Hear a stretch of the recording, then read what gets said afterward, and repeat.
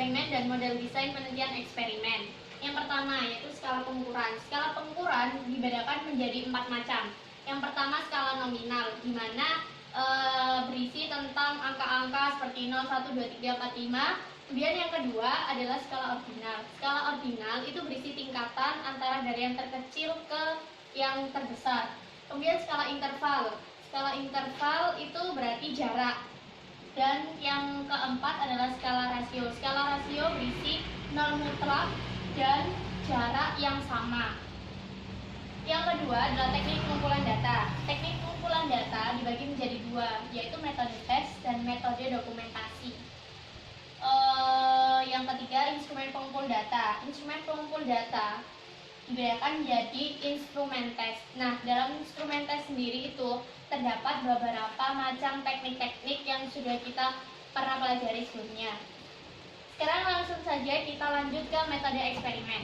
Metode eksperimen adalah metode penelitian untuk mencari pengaruh perlakuan terhadap yang lain dalam kondisi yang terkendalikan. Di mana maksudnya metode eksperimen adalah langkah-langkah apa yang harus kita lakukan selama kita melakukan eksperimen. Kemudian yang terakhir, model desain penelitian eksperimen. Yang pertama adalah pre-eksperimental atau non-design. Dibedakan menjadi 3. Yang pertama, one shot case study. One shot case study menunjukkan kekuatan pengukuran dan nilai ilmiah suatu desain penelitian. Yang kedua, one group pretest post-test design, di mana dalam one group pretest post-test design ini membandingkan keadaan sebelum dan sesudah kelompok itu diberi perlakuan. Yang ketiga, static group comparison.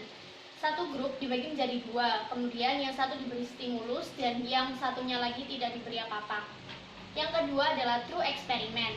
True experiment dibedakan menjadi 2. Yang pertama, pre-test post-test control group design, di mana 2 grup dipilih secara random lalu diberi pretest untuk mengetahui pengetahuan perbedaan keadaan awal antara grup eksperimen dan grup kontrol.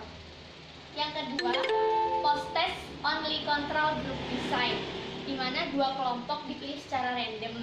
Grup pertama diberi perlakuan dan grup yang lain tidak. Yang ketiga, factorial design. Factorial design memperhatikan kemungkinan adanya variabel moderator yang mempengaruhi perlakuan terhadap hasil. Semua grup dipilih secara random lalu diberi pretest. Kemudian nanti setelah pretest nanti akan dilihat selanjutnya seperti apa. Yang keempat, quasi experimental design. Dibedakan menjadi 2, yaitu time series design, di mana tidak dapat dipilih secara random.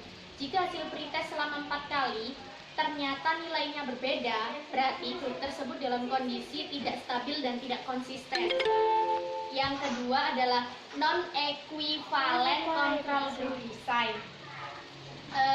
Di sini non-equivalent control group design hampir sama dengan pretest post-test control group design yang ada di true experiment. Tetapi grup eksperimen dan grup kontrol tidak dipilih secara random. Sekian presentasi dari saya. Sekarang saya akan memberikan kesimpulan dari presentasi saya kali ini. Di mana metode eksperimen itu adalah langkah-langkah yang dipakai untuk melakukan eksperimen, di mana terdapat bermacam-macam metode eksperimen, yaitu pre-eksperimental, true eksperimen, factorial design, quasi eksperimental design. Kemudian di dalam skala pengukuran itu terdapat 4 skala pengukuran, yaitu nominal, ordinal, interval, dan rasio. Dengan teknik pengumpulan datanya yaitu dengan metode tes dan metode dokumentasi, dan instrumen pengumpulan datanya berupa tes. Terima kasih, sekian dari saya. Apabila ada kesalahan, mohon maaf. Wassalamualaikum warahmatullahi wabarakatuh.